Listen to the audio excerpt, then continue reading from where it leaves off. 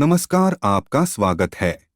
दोस्तों, भगवान श्री कृष्ण ने भगवत गीता में मनुष्य के जीवन को श्रेष्ठ तथा सुखकर बनाने के उद्देश्य से बहुत ही महत्वपूर्ण उपदेश दिए हैं। भगवान श्री कृष्ण ने अर्जुन को गीता का ज्ञान दिया था, वही गरुड़ जी को भी कई महत्वपूर्ण उपदेश दिए थे।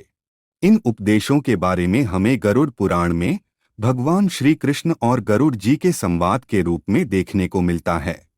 भगवान श्री कृष्ण ने 3 ऐसे कार्यों के बारे में बताया है। यदि रोज ये 3 काम किए जाएं, तो मनुष्य को इस मृत्यु लोक में कोई भी वस्तु दुर्लभ नहीं है।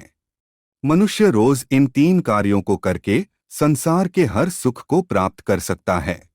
इन 3 कार्यों को शास्त्रों में सर्वश्रेष्ठ और सर्व फल प्रदान करने वाले माने गए हैं। प्राचीन काल से ऋषि मुनि तथा अनेक पराक्रमी राजा महाराज इन 3 कार्यों को नित्य बिना चुके करते थे। जो भी इन 3 कार्यों के बारे में जानता है और रोज बिना चुके ये 3 काम करता है, उसके लिए संसार में कुछ भी असाध्य नहीं है। वह हर वस्तु पा सकता है जिसकी वह कामना करता है।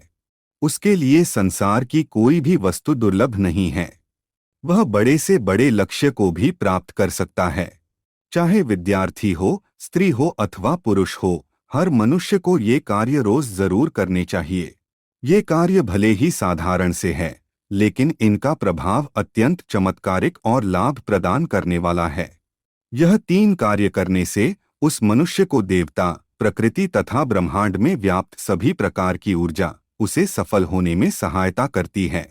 मनुष्य चाहे पूजा पाठ करे अथवा न करे, चाहे वह यज्ञ करे अथवा न करे, लेकिन अगर वह यह 3 काम रोज करता है तो उसे सैकड़ों यज्ञों के समान फल प्राप्त होता है। सैकड़ों वर्षों के तप के समान फल उसे प्राप्त होता है। रोज सुबह जागने पर मनुष्य अपना समय व्यर्थ गवाता है। खुद के कल्याण के लिए जो कार्य करने चाहिए वह वो नहीं करता। इसी कारण से उसे अपयश और असफलता का सामना करना पड़ता है। देर तक सोते रहना मनुष्य की सेहत के लिए खराब तो रहता ही है, साथ ही यह उसके जीवन में दुर्भाग्य भी लेकर आता है। शास्त्रों के अनुसार मनुष्य को सूर्योदय से पहले ही जागना चाहिए। सूर्योदय के बाद जागने पर मनुष्य को दुख दरिद्रता का सामना करना पड़ता है। जो मनुष्य नित्य सूर्योदय से पहले जागता है, उसका जीवन सकारात्मक ऊर्जा से भरा रहता है। उसके अंदर एक प्रकार की अलौकिक ऊर्जा में वृद्धि होने लगती है और वह हर कार्य में सफलता प्राप्त करता है। शास्त्र कहते हैं कि मनुष्य को जल्दी सोना चाहिए और जल्दी जागना चाहिए। श्री कृष्ण ने जागने के लिए सर्वोत्तम समय ब्रह्म मुहूर्त को ही बताया है। सुबह के 3 से 5 बजे का समय ब्रह्म मुहूर्त होता है।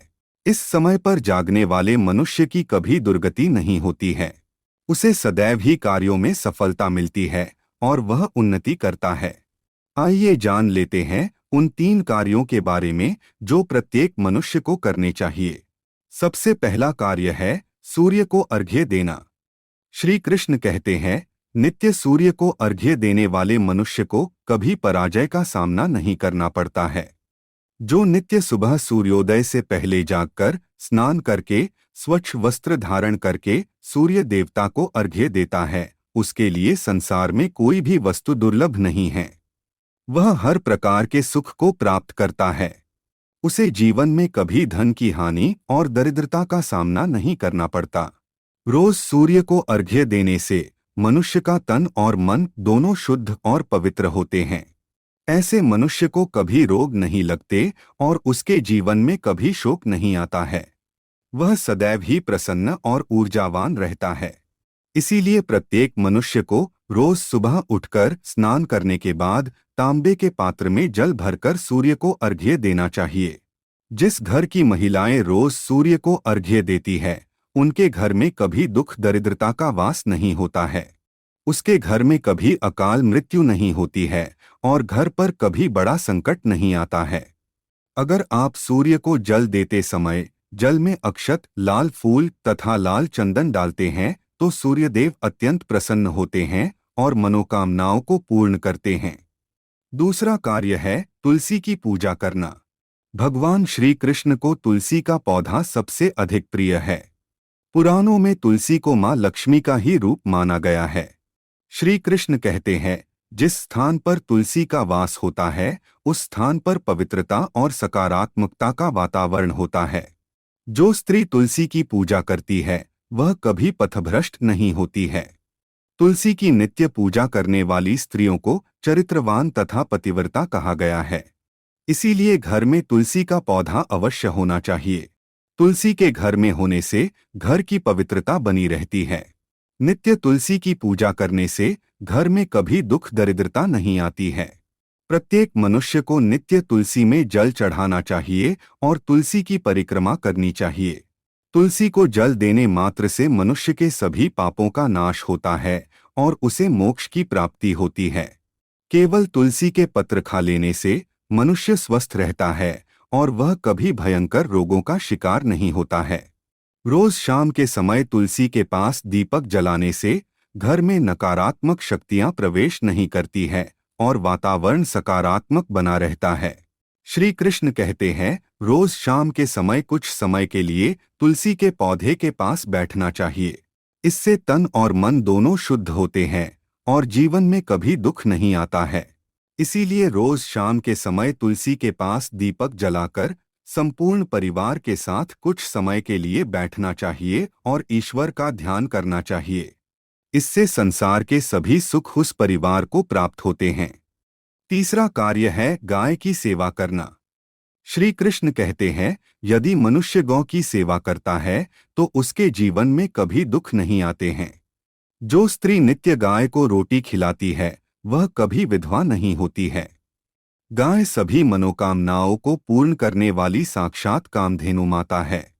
जो भी इसकी सेवा करता है उसे 33 कोटि देवताओं का आशीर्वाद प्राप्त होता है। क्योंकि गाय में समस्त लोक, सभी तीर्थ तथा समस्त देवी देवताओं का वास होता है। गाय के मस्तक पर साक्षात महादेव का वास होता है।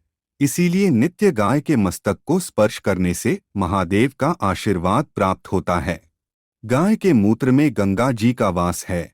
इसीलिए घर में सुबह गौमूत्र छिड़कने से सभी नकारात्मक शक्तियों का नाश होता है। गाय की पीठ में सूर्य तनय यमराज का वास होता है। इसीलिए गाय की पीठ पर हाथ फेरने से कभी अकाल मृत्यु नहीं होती है। सूर्य और चंद्र गाय के नेत्र में विराजमान है। इसीलिए गाय जिसे भी उसकी सेवा करते हुए देखती है उसके सभी ग्रह दोष नष्ट होते हैं। गाय के खुरों में सभी तीर्थ होते हैं। इसीलिए गाय के खुरों की धूल शरीर पर पड़ती है तो सभी पापों का नाश होता है। सबसे निर्मल, शुद्ध और पवित्र ऐसी गौमाता सर्वश्रेष्ठ है। उनकी नित्य पूजा करने से जो पुण्य मिलता है वह 100 यज्ञ के समान होता है। इसीलिए भगवान श्री कृष्ण कहते हैं, प्रत्येक मनुष्य को गाय की सेवा अवश्य करनी चाहिए। जो भी मनुष्य रोज ये 3 काम करता है उसे कभी दुख दरिद्रता का सामना नहीं करना पड़ेगा। उसके समस्त पापों का नाश होगा और उसे मोक्ष की प्राप्ति होगी। तो दोस्तों, उम्मीद है आपको यह जानकारी अच्छी लगी होगी। वीडियो को लाइक जरूर करें। कमेंट में जय श्री कृष्ण लिखना न भूले। साथ ही चैनल को सब्सक्राइब करें। आप सभी का धन्यवाद।